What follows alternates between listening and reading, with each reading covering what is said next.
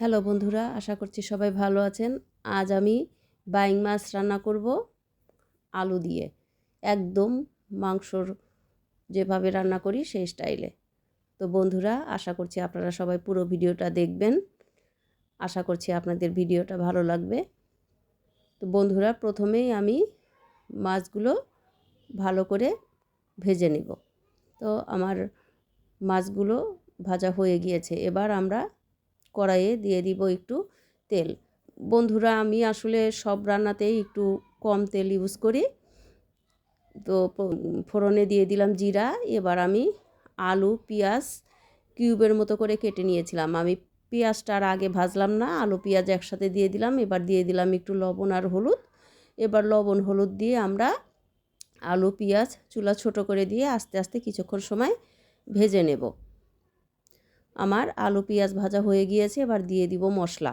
আমি একটা বাটিতে সামান্য একটু জলের সাথে 1 চামচ লবণ, 1 চামচ হলুদের গুঁড়ো, 1 চামচ মরিচের গুঁড়ো, 1 চামচ জিরা বাটা, হাফ চামচ আদা বাটা, 1 চামচ পেঁয়াজ বাটা, হাফ চামচ রসুন বাটা, একটু সরিষার তেল দিয়ে আমি 10 মিনিট আগে মিক্সড করে রেখেছিলাম। সেই মশলাটা এবার আমি দিয়ে আলুগুলো ভালো করে কষিয়ে নিব। এবার দিয়ে দিলাম আমি টমেটো।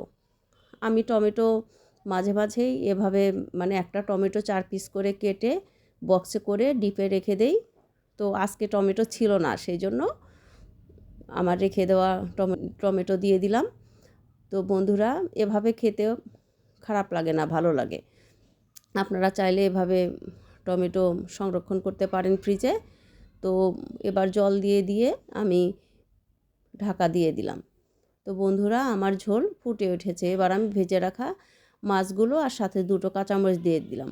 বন্ধুরা, বাইং মাছ আমার ঘরে কম ছিল, সেজন্য অল্প একটু তরকারি আমি রান্না করছি।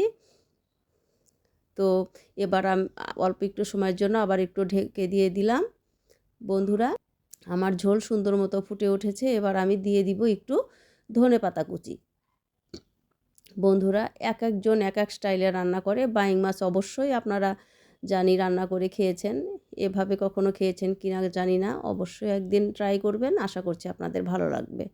এবার সবশেষে দিয়ে দিলাম একটু গরম মশলার গুঁড়া। গরম মশলাটা অনেকেই পছন্দ করে না, তো আপনারা যাদের পছন্দ না তারা চাইলে অ্যাভয়েড করতে পারেন। তো বন্ধুরা, আমার রান্নাটা আজকের মতো কমপ্লিট।